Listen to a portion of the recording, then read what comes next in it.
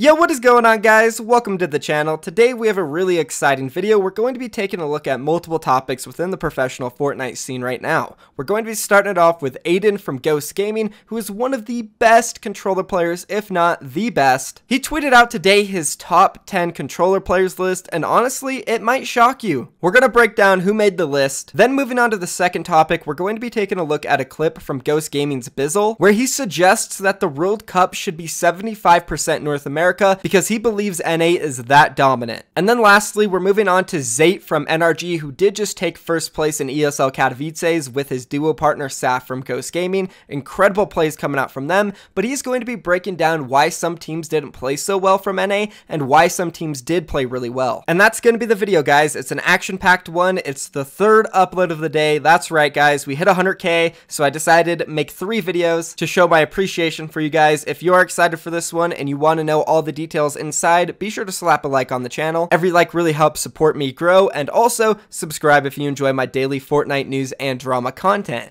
Now, without further ado, let's go ahead and jump into this list coming out from Aydan. It began when Holy from Chronic tweeted this out. Who is in your guys' top 10 controller players list? Mine is Innocence, X, Sway, Shaw, Aydan, Curie, Assault, Diz, Slay, and Destroy. Then Aydan responded to this tweet and he gave his top 10. Camo, Issa, Innocence, Assault, Trigisaurs, Harmful, Destroy, Diggy, Neorooch, and Binny. Apologies if I mispronounced anybody's names, just let me know down in the chat and I'll be sure to correct myself in the next video. Now let's briefly go through each player that he picked for his top 10. First, we have Camo and Issa. They are the European duo for Ghost Gaming. In my opinion, and probably anybody else's, 2 of the best controller players in the entire world. They got top 10 at ESL Katowice. They have just always performed when it comes to major tournaments. They're incredible. Moving on, next, we have 2 more Ghost Gaming players, Innocence and Assault, who are duo partners, and these guys are also incredible. We had Innocence on the channel before. We did an interview with him. He drops 30s and 40s like it's nothing every single day. For God's sakes, the guy played 3 games in a row, didn't die, and got a total of 105 kills. Unheard of.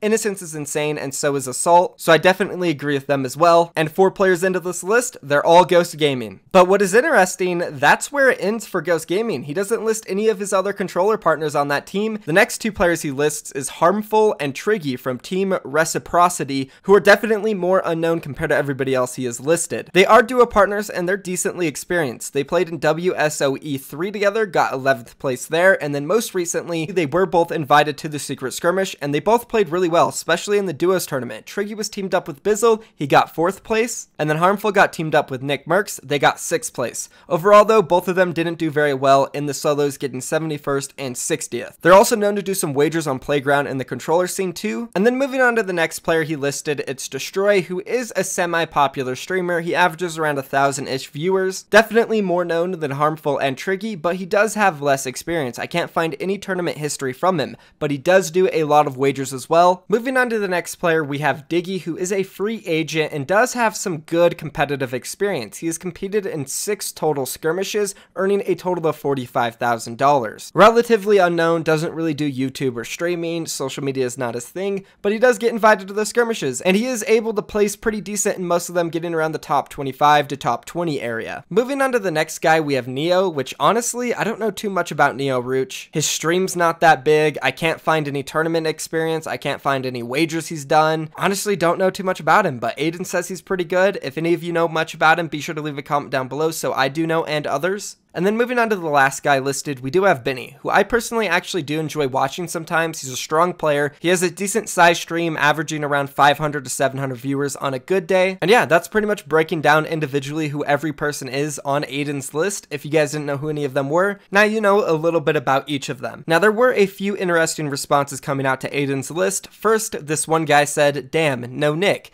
Aydan responded and said, "If Nick works on his builds and edits, he's in there 100%. And then the next interesting thing is he started it off with 4 Ghost Gaming players, and then he just stopped listing them completely, and a guy responded saying, "Where's X or Shaw?" Ghost Aydan responded and said, "They are my boys, but I need to start seeing them qualifying and stuff. I know they are beasts. My list is based off World Cup potential that I see, just my opinions. And then Ryan from Ghost Gaming responded and said, must not see the potential here, where he's ranked number 3 in the Champions Division. And then Aydan responded and said, it's just an opinion. You definitely have potential as long as a small handful of other controller players. The World Cup is the only thing that matters, bro, and I want to see you there, and I want to see you shine and prosper. And that's pretty much it. If you guys do agree with Aydan's list, let me know down below. If you disagree, be sure to type down your top 10 controller players list. And that's pretty much it for this topic.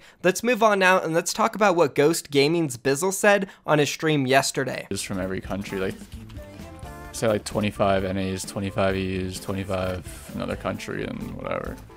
I feel like if World Cup wants to be like the most competitive tournament, it should be like 75% NA and like a small percentage from EU and Oceanic Asia. Now this is definitely an interesting discussion, and I do believe here Bizzle is overestimating North America just a little bit, and probably underestimating Europe a lot. Now while I do agree certain regions probably shouldn't have as much spots in the World Cup as others, I still do believe that there should be competitive players from all over the world, specifically from the 5 major regions: North America, Europe, Southeast Asia, China, and Korea. And then there should be players from all over the world from the other regions like Oceania, Africa, South America, and probably all the other regions. And I do believe that Bizzle, looking back at this clip, probably wishes he didn't say 75%, maybe like 50 or 40. And of course his pride for North America is going to come out, which is fine. You can't really blame him. He is a pro player and he is really damn good. Maybe the best player in the world right now. It's always healthy to have the regional rivals. It's awesome. It's another storyline, as we did see at ESL Katowice. North America versus Europe was really fun to watch. There were some good responses to this. The first one was coming out from E11 Boyer, who was also at Katowice. He said on Twitter, Bizzle, I'm a huge fan of you, but come on, bruh, 75% NA and then splitting 25% between EU, Asia, Oceania, and China. I agree that NA has been slain, but don't you think this is a bit of a stretch? Sure, Saf and Zayt dominated duos, but everything else was kinda even. It's very easy to agree with this tweet, and again, I do think Bizzle probably wishes he didn't say 75% and something a little bit lower. But overall, I think the message coming out from Bizzle is that he just wants to see the best and most competitive players in the World Cup, rather than players from other regions who aren't that great and haven't proved themselves, which I completely agree 100%. I want to see the best matches ever. So yeah, it's definitely an interesting topic. Be sure to leave a comment down below letting me know what you guys think about it. Let's try to focus more on the actual discussion of how many players from each region should be competing in the World Cup, rather than NA versus EU versus China versus whatever, because if we do that down in the comments, it's gonna be a crap storm. Actually, you know what? Screw that, boys. I gotta represent NA. We are the absolute best. We need 99% of the spots in the World Cup because Ghost Saf and NRG Zayt absolutely dominated Katowice. I'm just messing around, guys, but feel free, comment whatever you want. And speaking of NRG Zayt, let's move on to a discussion that involves him, which is Zayt providing a lot of really good insight on why certain players played really well at ESL Katowice and why some fan favorites didn't do so hot, and just overall him shedding light on what it takes to be one of the best players and duos in the entire world consistently. Let's roll the clips. So we've been scrimming every single day for the past couple months. They've been scrimming every day for the past couple months. They've been scrimming the whole day for the past couple months. They've been scrimming the whole day for the past couple months, like trying hard and pop up.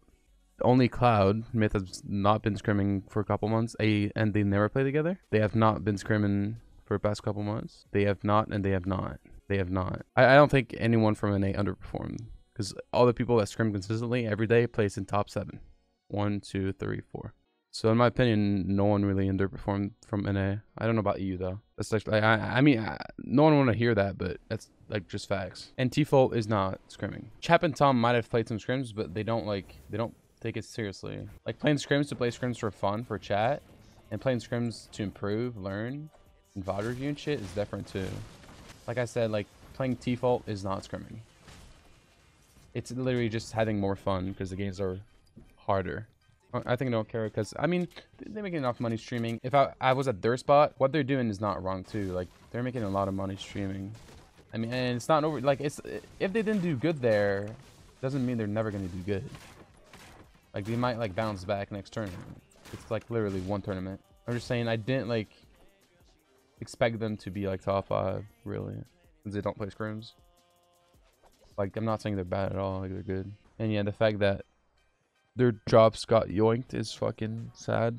So all of these clips were over the course of like 10 minutes of Zayt just rambling on about the ESL Katowice event, but he makes a lot of sense. The big reason why some of these teams played really well is because they have been practicing every single day, focused on the goal of actually being the best and winning tournaments. Well, some players out there, specifically the ones on Team Liquid and Myth, and maybe even the FaZe Clan guys like Tfue and Cloaksy, have been more focused on making money, streaming, doing content. And as Zayt said, there's no issue with that. I mean, good for them. They're making a ton of money, but players like Saf, Zayt, Zexro, Vinny, Bizzle, DMO, they want to be the best. What motivates them is knowing that they are going to be the best player to ever play Fortnite and to cash in on those tournaments. And good for them as well, because guess what? They're making a ton of money too. Maybe not as much as the content creators, but they're building an incredible legacy that will go down in history, and they'll be remembered as absolute gods who dominated everybody when it came to competition. They have that competitive drive, and if you want to be a professional player and compete in tournaments, you really need it, because it takes a lot, guys. 10 hours a day of grinding. It's insane, guys. We're talking about crazy warm-ups where they go into Aim Hero for an hour, then they go into the playground for an hour, then they play solos for an hour, then they scrim for 5 hours, then they do VOD reviews of all of it, and then they go and they play more solos and duos at the end of the night. It's a total of like 12 to 15 hours played of Fortnite every single day. It's insane. I've mentioned it before, but I was once a professional Overwatch player, and the second you stop grinding, you absolutely fall off, and that was the end of my professional gaming career. I stopped grinding. It was the worst thing I could have done at the worst time. I fell behind and ended up getting kicked from my team and decided I had to move on to content creation because I couldn't take the grind anymore. So to anybody out there who is aspiring to be a professional Fortnite player, you must grind. You must put in the hours every single day, and it has to be positive hours you're putting in. They can't be negative. You can't waste your time being toxic or messing around and not taking it seriously. You have to be 100% focused. How can I improve? What do I need to do? What VODs can I watch? How do I get better at building? How do I get better at late game? How do I get better at early game? All of the questions like that need to be answered quickly and efficiently, and eventually you will improve your game. And that's kind of what I got from Zayt's rambling there. He really wants to be one of the best players of all time in Fortnite. That's what he cares about, and I respect that so much. I can't wait to see him and Saf at the World Cup. That's pretty much it for the video, guys. If you did enjoy it, be sure to leave a comment down below about any of the topics with any questions you have or any of your opinions. That's what these videos are all about, sharing our opinions and creating great discussion.